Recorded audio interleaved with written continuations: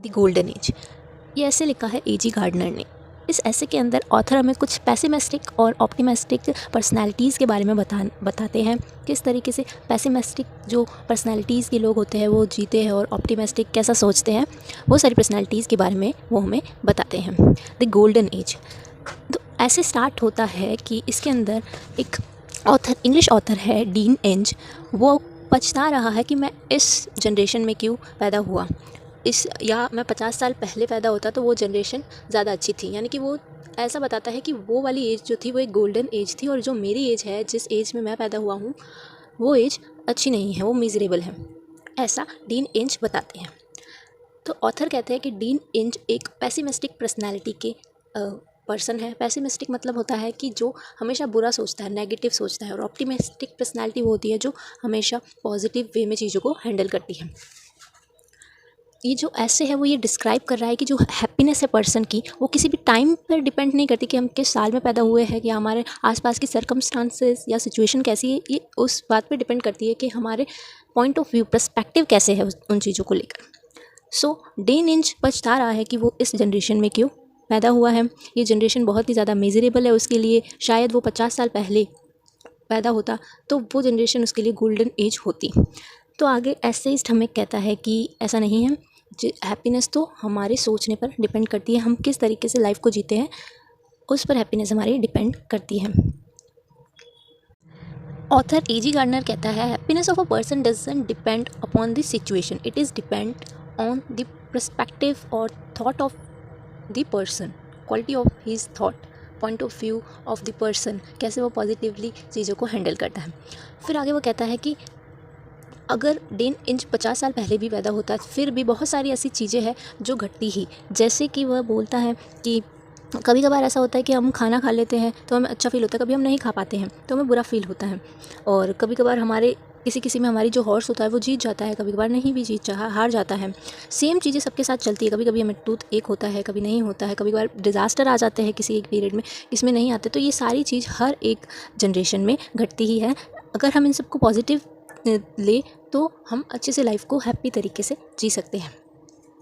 आगे ऑथर बताता है कि फ्रेंच लेडी है, वो बता रही है, बॉसवेल एक राइटर है जिसने सैमुअल जॉनसन की बायोग्राफी लिखी थी, उनसे कह रही है कि हैप्पीनेस जो है वो डिपेंड करती है सर्कुलेशन ऑफ ब्लड। अगर हमारा ब्लड का सर्कुलेशन अच्छा होता है, अगर हम हेल्थी होते हैं, तो हैप्पीनेस इस चीज़ पर भी बहुत ही ज़्यादा डिपेंड करती है। और आगे वो बताते हैं कि हमारे लाइफ जीने के नज़रिया जो होता है वो हेल को हेवन, हेवन को हेल बना सकता है। आगे ऑथर एक और कपल है कार्लाइल, जो कि पेसिमिस्टिक सोच वाले पर्सन है, उनके बारे में बताते हैं। वो अपने ईयर को, अपने जनरेशन को कोस रहे, अपने टाइम ऑफ पीरियड को कोस रहे कि हम इस टाइम में क्यों पैदा हुए, ये टाइम बहुत ही ज़्यादा, ये लाइफ बहुत ही ज़्यादा मिजरेबल है। लेकिन जो हमारा ऑथर है वो कह रहा है कि कार्लाइल ऐसे पर्सनालिटी है जो चाहे किसी भी एज में पैदा क्यों ना हो, वो हमेशा अपने जो सोच वो बुरा ही सोचते हैं, और इसीलिए उनकी लाइफ हमेशा मिजरेबल रहती है। वो कहते हैं कि सिचुएशन सभी के लिए सेम होती है, बस पर कितना होता है कि हम चीज़ों को पॉजिटिव ले रहे हैं या नेगेटिव वे से हैंडल कर रहे हैं। आगे वो बताते हैं कि लिटिल टिक एक शॉर्ट हाइटेड मैन है जो कि बहुत ही ज़्यादा ऑप्टिमिस्टिक पर्सन है। ऑल्दो वो जिस जनरेशन में पैदा हुआ है उसमें सबसे ज़्यादा क्रूल एम्पायर था कैलिगुला, रोम ऑफ कैलिगुला, बहुत ही ज़्यादा क्रूल शासक था, यानी कि एम्पायर था वो। उस टाइम में लिटिल टिक बॉर्न हुआ था, लेकिन उसने अपनी जो लाइफ है उसको बहुत ही हैप्पी पॉजिटिव वे में हैंडल किया, इसीलिए उसे अपना जनरेशन अच्छा लगा। बट जो कार्लाइल है, अगर गार्डन ऑफ ईडन में भी पैदा होता ना, फिर भी वह यही सोचता कि मेरा जो जनरेशन है वो बहुत ही ज़्यादा मिजरेबल है, शायद मैं 50 साल पहले जन्मा होता। आगे उत्तर में बताते हैं कि जो हमारी जीना है, अगर हम लाइफ को अगर पॉजिटिवली जीते हैं, केयर फ्री होकर जीते हैं, तो हमारी लाइफ बहुत ही ज़्यादा इजीली कटती है।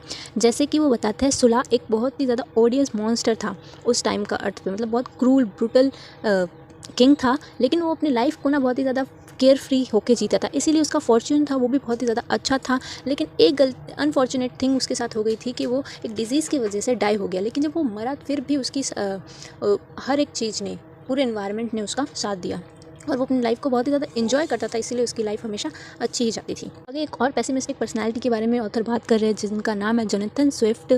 जोनाथन स्विफ्ट जब पैदा हुआ था टाइम ऑफ क्वीन एने, वो बहुत ही ज़्यादा अच्छा टाइम पीरियड था, लेकिन ऑल दो फिर से जो जॉनथन स्विफ्ट था वो एक मेलनकॉलिक पर्सनैलिटी, ग्लूमी पर्सन था, पेसिमिस्टिक पर्सन था, इसीलिए वो अपने टाइम पीरियड को कर्ज यानी कि कोसता था कि मैं इस टाइम पीरियड में क्यों पैदा हुआ, लेकिन वो बहुत ही ज़्यादा अच्छे टाइम पीरियड में पैदा हुआ था, क्वीन एने के टाइम पीरियड में।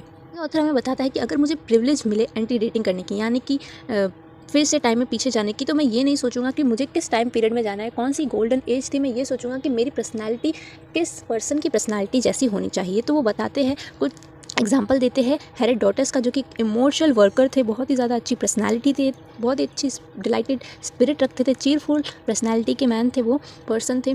तो ऑथर एजी गार्डनर कहता है कि मैं खुद को उनके जैसा बनाना चाहता, मैं ये नहीं चाहता कि मैं इस एज में जाना चाहता, मैं ये चाहता कि मैं इस पर्सनैलिटी जैसा होता अगर मुझे ये प्रिविलेज मिलती ऐसी।